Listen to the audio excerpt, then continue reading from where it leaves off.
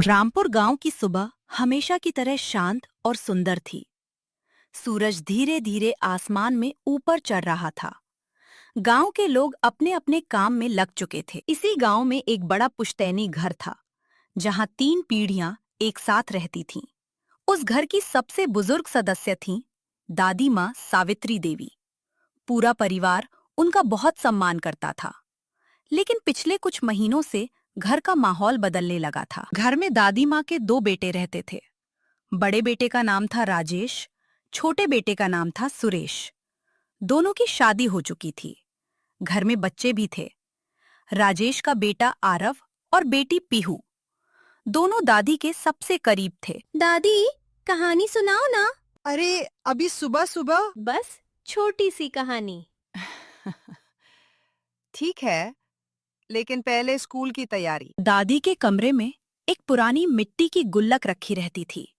गुल्लक बहुत पुरानी थी, उस पर धूल जमी रहती थी, लेकिन दादी रोज उसे साफ करती थी। कोई भी उस गुल्लक को छू नहीं सकता था। दादी, इसमें कितना पैसा है? इतना कि पूरे घर को खुश कर दे। सच? हाँ, लेकिन सही समय आने पर। बच्चों के जाने के बाद दादी गुल्लक को हाथ में लेकर बैठ गईं। उनकी आंखों में पुरानी यादें तैरने लगी। उन्हें अपने पति याद आए। लगभग 25 साल पहले। सावित्री, इस गुल्लक को संभाल कर रखना। लेकिन इसमें क्या है? एक दिन ये परिवार को टूटने से बचाएगी। उस दिन के बाद दादी ने कभी किसी को गुल्लक के बारे में कुछ नहीं बताया। उधर घर के अंदर माहौल अच्छा नहीं था। राजेश और सुरेश में कई दिनों से जमीन को लेकर बहस चल रही थी। आज फिर वही बात शुरू हो गई। खेत का बड़ा हिस्सा मैंने संभाला है। लेकिन वह पिताजी की जमीन है। तो क्या मैं मेहनत नहीं करता? मैं भी मेहनत करता हूँ। बात धीरे धीरे बहस में बदल गई। दादी चुपचाप सब सुन रही थी। उनका दिल बैठ गया। जिस परिवार को उन्होंने सालों तक जोड़े रखा, वह अब टूटने की कगार पर था। हे भगवान, ये क्या हो रहा है? शाम को आरव और पीहू खेल रहे थे, लेकिन उन्होंने भी घर का तनाव महसूस कर लिया था। भैया, पापा और चाचा रोज क्यों लड़ते हैं? पता नहीं। क्या हमारा परिवार टूट जाएगा? नहीं, दादी है ना। उस रात दादी को नींद नहीं आई। वे अपने कमरे में बैठी रहीं। उनकी नजर बार बार गुल्लक पर जा रही थी। उन्हें दादाजी की बात याद आ रही थी। जब परिवार मुश्किल में हो, तब गुल्लक खोलना। दादी की आंखों में आंसू आ गए। अगली सुबह घर में सब सामान्य लग रहा था। बच्चे स्कूल जाने की तैयारी कर रहे थे। दादी पूजा कर रही थीं। लेकिन कुछ ही देर में पूरा घर हिल गया। दादी पूजा करके कमरे में लौटी। उन्होंने गुल्लक रखने वाली जगह देखी और अचानक ठिठक गईं। गुल्लक वहां नहीं थी। अरे, मेरी गुल्लक! उन्होंने पूरे कमरे में खोजा, लेकिन गुल्लक कहीं नहीं मिली। राजेश, सुरेश, जल्दी आओ। कुछ ही सेकंड में पूरा परिवार कमरे में इकट्ठा हो गया। क्या हुआ माँ? मेरी गुल्लक गायब हो गई। पूरा कमरा सन्नाटे में डूब गया। किसी को समझ नहीं आ रहा था कि आखिर वह गुल्लक गई कहाँ। और यहीं से शुरू होने वाला था 25 साल पुराने रहस्य का सफर। गुल्लक गायब होने की खबर सुनते ही पूरे घर में हड़कंप मच गया। दादी बार बार कमरे के हर कोने को देख रही थी, लेकिन गुल्लक कहीं नहीं थी। माँ, आपने कहीं और तो नहीं रख दी? नहीं बेटा, मैं रोज यही रखती हूँ। फिर गई कहाँ? धीरे धीरे सबके मन में सवाल आने लगे। घर में बाहर का कोई व्यक्ति आया नहीं था, मतलब गुल्लक घर के अंदर ही कहीं थी, या फिर किसी ने उसे छुपा दिया था। कहीं बच्चों ने तो नहीं उठाई? नहीं मम्मी, हमने नहीं ली। आरव को लग रहा था कि मामला साधारण नहीं है।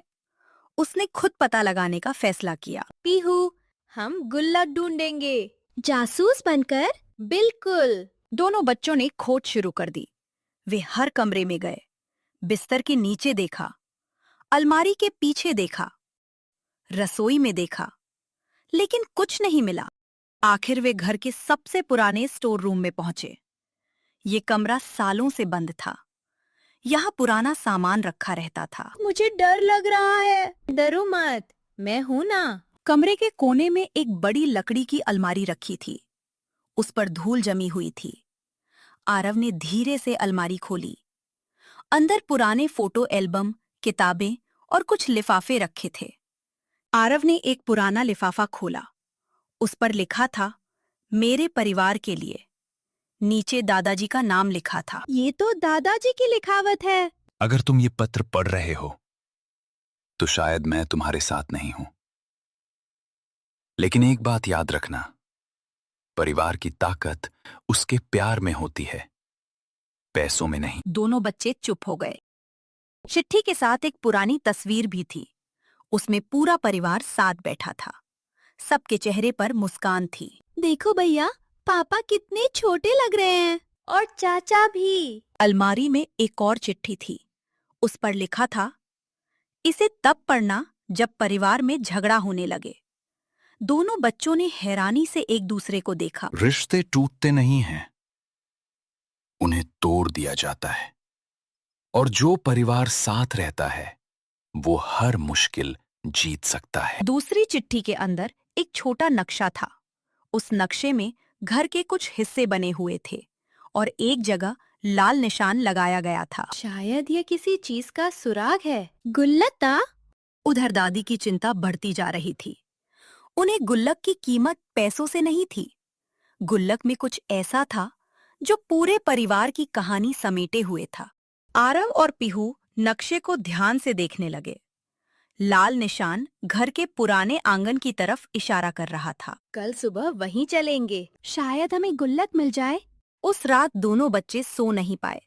उनके दिमाग में केवल एक सवाल था, क्या दादाजी ने जानबूझकर कोई रहस्य छुपाया था? और क्या वो रहस्य गायब हुई गुल्लक से जुड़ा था? अगली सुबह आरव और पीहू जल्दी उठ गए। उन्हें रात भर नींद नहीं आई थी। दोनों बार बार उस नक्शे के बारे में सोच रहे थे। जैसे ही मौका मिला, दोनों पुराने आंगन की तरफ भागे। भैया, लाल निशान यही था ना? हाँ, बिल्कुल यही। नक्शे में बने चिन्हों को देखते देखते उनकी नजर एक बड़े पुराने पत्थर पर पड़ी। पत्थर पर वही निशान बना था जो नक्शे में दिखाई दे रहा था। मुझे लगता है यही जगह है। दोनों ने पत्थर हटाने की कोशिश की। काफी मेहनत के बाद पत्थर थोड़ा सरका। नीचे लकड़ी का एक छोटा संदूक दिखाई दिया। वाह, खजाना! पहले खोल कर देखते हैं। संदूक के अंदर सोना या पैसे नहीं थे। अंदर पुराने फोटो, कुछ चिट्ठियां और एक छोटी चाबी थी। बस इतना ही? नहीं, इसका मतलब कुछ और है। चाबी के साथ एक कागज रखा था। उस पर लिखा था, अगला जवाब वहां मिलेगा जहां परिवार की सबसे प्यारी यादें रहती हैं। आरव तुरंत समझ गया। परिवार की सबसे प्यारी यादें दादी के कमरे में रखे पुराने फोटो एल्बम थे। फोटो एल्बम के पीछे एक छोटा लकड़ी का बॉक्स रखा था। उसमें ताला लगा हुआ था। आरव ने चाबी लगाई। ताला खुल गया। बॉक्स के अंदर एक आखिरी लिफाफा रखा था। उस पर लिखा था, केवल पूरे परिवार के साथ खोलना। शाम को पूरा परिवार एक जगह बैठा। दादी भी वहीं थी।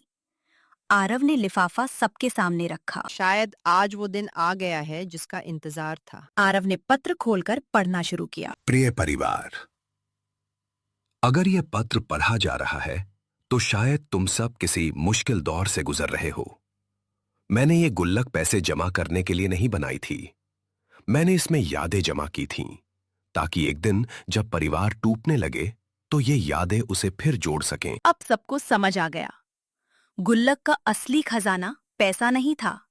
वह था परिवार का प्यार, पुरानी यादें, एक दूसरे का साथ। हम जमीन के लिए लड़ रहे थे और पिताजी हमें रिश्तों की कीमत समझा रहे थे। भैया, मुझे माफ कर दो। नहीं, मुझे माफ करो। दादी की आंखों से आंसू बहने लगे। लेकिन इस बार ये दुख के आंसू नहीं थे, ये खुशी के आंसू थे। दादी, लेकिन गुल्लक गई कहाँ थी? दादी मुस्कुराई।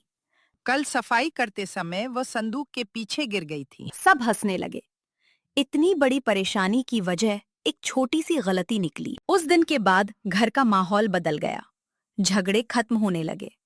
कुछ हफ्तों बाद दिवाली आ गई। पूरा घर रोशनी से जगमगा उठा। इस बार सबसे अच्छी दिवाली है, क्योंकि सब साथ हैं। दीवार पर लगी दादाजी की तस्वीर के सामने सबने दीपक जलाया। ऐसा लग रहा था जैसे तस्वीर में दादाजी मुस्कुरा रहे हों। दादी ने बच्चों को अपने पास बुलाया। बच्चों, याद रखना, घर बड़ा होने से परिवार बड़ा नहीं बनता। दिल बड़ा होने से परिवार बड़ा बनता है। आसमान में रंग बिरंगी आतिशबाजी चमक रही थी। पूरा परिवार एक साथ खड़ा था। 25 साल पुरानी गुल्लक ने अपना काम पूरा कर दिया था। उसने परिवार को फिर से जोड़ दिया था। रिश्ते दुनिया का सबसे बड़ा खजाना है। उन्हें संभाल कर रखना चाहिए।